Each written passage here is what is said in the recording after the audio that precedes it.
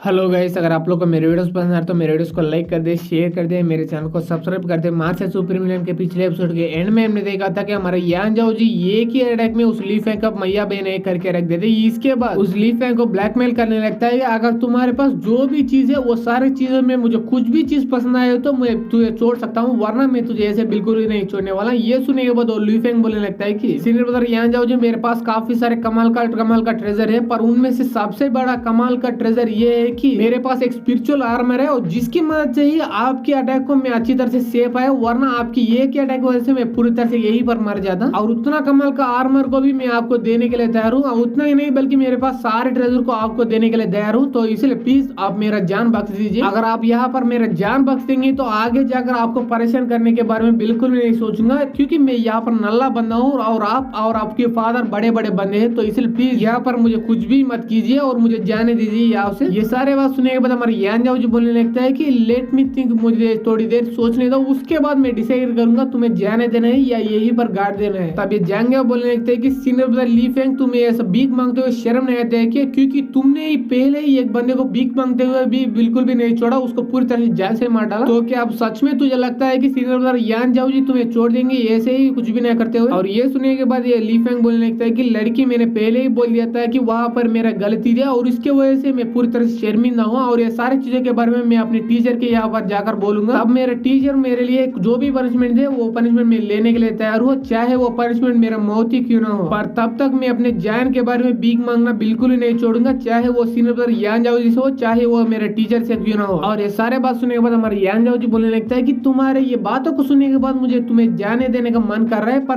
तुम्हारे पहले में बिहेवियर को देखने के बाद मुझे तुम्हें यही पर जान से मारने का मन कर रहा है। और वैसे भी तुम जैसे बंदों के ऊपर भरोसा करते बाद में मैं ही पछताऊंगा, तो इसीलिए यही पर तुम्हें जान से मारना है मेरा डिसीजन है। तो इसे मारने के लिए रेडी हो जाओ ब्रो, क्योंकि मेरे पास अब कोई और चाइस ही बिल्कुल ही नहीं बचा है। और ये सुनने के बाद ली फैंग की पूरी तरह से फट जाती है। इसके वजह से चिल्ला के बोलते हैं नहीं नहीं सीनियर ब्रदर यहाँ जाओ जो, आप मेरे ऊपर भरोसा कर सकते हैं, आपके पास सच में काफी सारे चाइसेस है और मैं पहले बिहेवियर के बारे में बात करें तो मैं सिर्फ वहां पर नाटक कर रहा था। तो इसलिए प्लीज मुझे माफ कर दीजिए और मुझे यहाँ से जाने दीजिए, मैं आगे से आपको बिल्कुल ही परेशानी ही नहीं करूंगा। और ये बंदा ऐसा भीख मांगी जा रहा होता है, तभी हमारे यान जाओ जो अपना 7 स्टार स्वाड मेथड को यूज कर लेता है और उसके तुरंत बाद ही ये ली फैंग के ऊपर की आर्मर को अच्छी तरह से वो कंट्रोल कर पा रहा होता है। और ऐसे ही कंट्रोल करते करते वो आर्मर को अपने पास बुला लेता है और अपने स्टोरेज बैग के अंदर रख लेता है। और इसे देखने के तुरंत बाद ये ली फैंग पूरी तरह से चौंक जाती है। इसके बाद बोलने लगता है कि सीनियर ब्रदर यान जाओ जी, मुझे बिल्कुल ही नहीं पता है कि मेरे अलावा मेरे स्पिरिचुअल आर्मर को कोई और बंदा कंट्रोल कर सकता है, पर अब मैं देख रहा हूँ तुम्हारे पास इतना ज्यादा औकात है कि आप इस आर्मर को अच्छी तरह से कंट्रोल कर पा रहे हैं। तो इसलिए आप ये आर्मर को आप ही पास रख लीजिए और मुझे छोड़ दीजिए और जाने दीजिए ऐसे जिंदा। और सारे कांड को देखने के बाद जाएंगे और मनी मन सोचने लगता है कि आय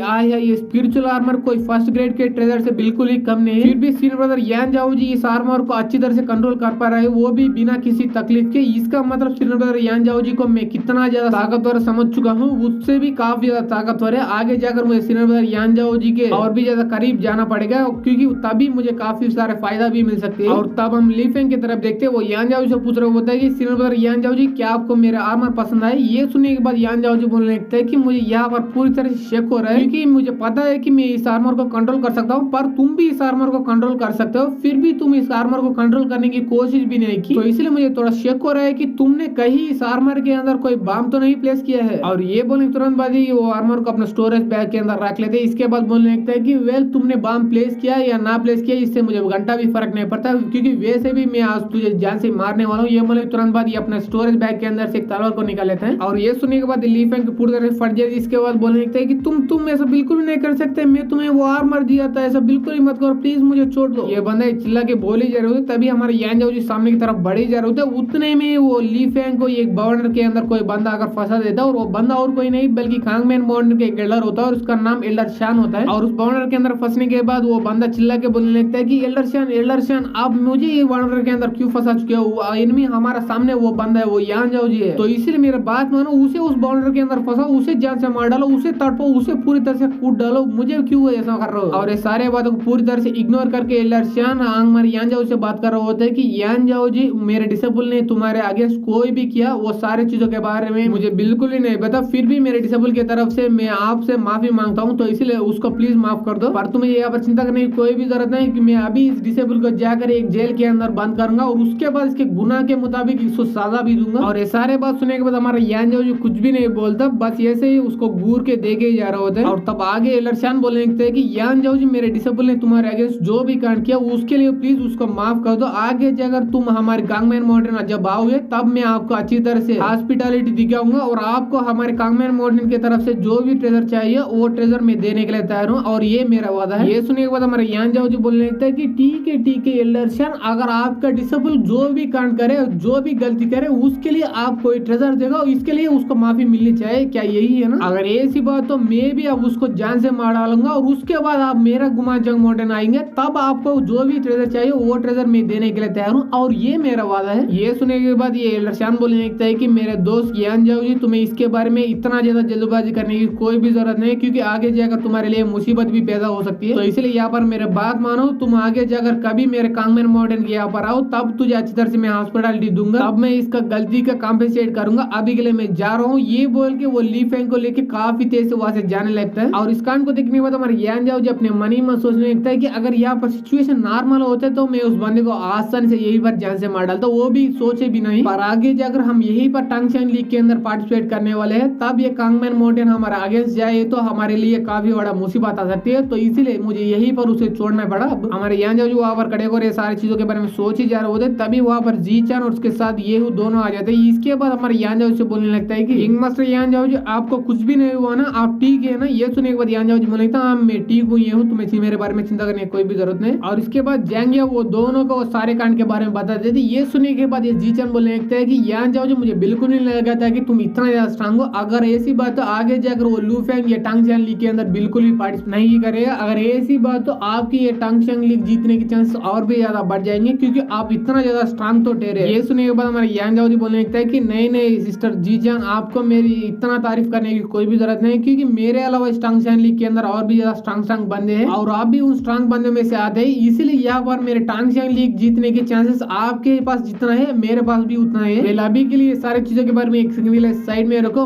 हमें यहाँ पर आकर काफी ज्यादा लेट हो चुका है तो इसलिए हमें वापस लौटना पड़ेगा। ये बोलने के बाद वो सारे लोग भी एग्री कर लेते हैं। इसके बाद वो सारे लोग वो पेन के ऊपर बैठकर वापस लौटने लगते हैं। तभी हमारे ये एपिसोड यहीं पर खत्म हो जाती है।